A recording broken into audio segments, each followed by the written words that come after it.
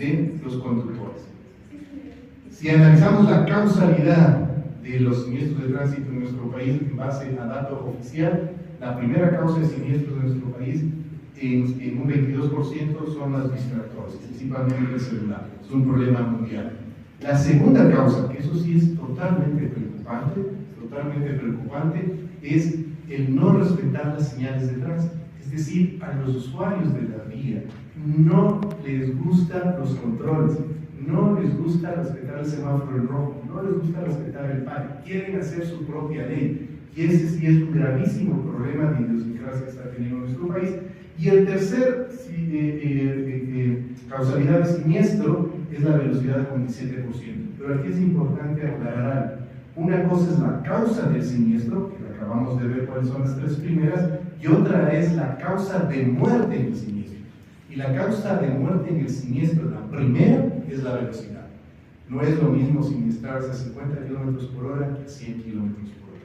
Y por eso es importantísimo que la velocidad sea controlada, no solo en nuestro país, sino en el mundo entero, como así lo establecen los protocolos internacionales que ya nos vamos a ver. ¿Cómo se crean nuestras leyes? ¿Cómo se crean nuestras normativas? En base a premisas internacionales.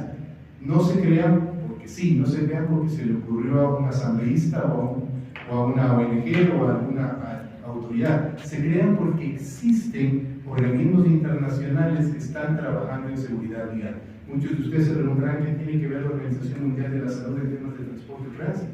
La respuesta es muy sencilla. El 60% de las camillas en una sala de emergencia están ocupadas por víctimas de siniestros de tránsito. Consecuentemente, ahí es que la OMS actúa y dice algo está pasando con el transporte en el mundo.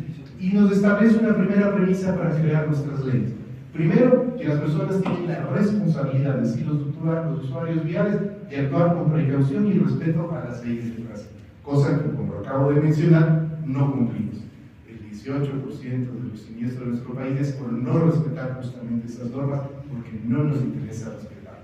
Pero hay una parte importante, la segunda es fundamental. Dice, quienes diseñan, construyen y gestionan las vías también tienen responsabilidad, y en este caso ese es el Estado.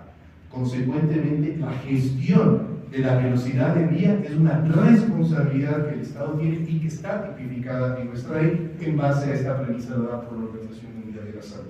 Tanto es así que la propia Organización Mundial de la Salud nos entrega un manual de control de la velocidad en vía. ¿Qué es lo que deben hacer los estados para controlar la velocidad?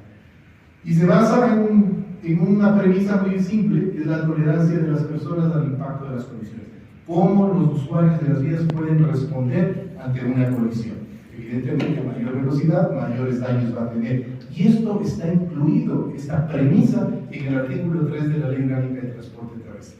Todas las políticas de seguridad vial que se deben establecer en el país, sea a través de gobiernos nacionales, regionales o locales, está basada en la tolerancia de los usuarios de la vía. Y esa tolerancia está dada en base a ¿qué? A las colisiones. Y esa colisión está dada en base a ¿qué? A la velocidad. Por eso es que hay 4 enfoques que establece este manual: vías de tránsito seguras, velocidades seguras, personas seguras y vehículos seguros. Estamos en estos días en Nueva York, en las Naciones Unidas, se está hablando justamente de la Agenda para el Desarrollo 2030, en donde Ecuador se comprometió a cumplir. Pues en estos objetivos 2030 se establece claramente de que hay que reducir a la mitad los siniestros las muertes por siniestros de tránsito y hacer a las ciudades mucho más seguras. La propia OMS manda este titular justamente en estos días, ahí en la ONU, hablando de que la disminución del 5% de la velocidad promedio puede resultar en una reducción del 30% en el número de colisiones mortales. Aquí hay una gráfica que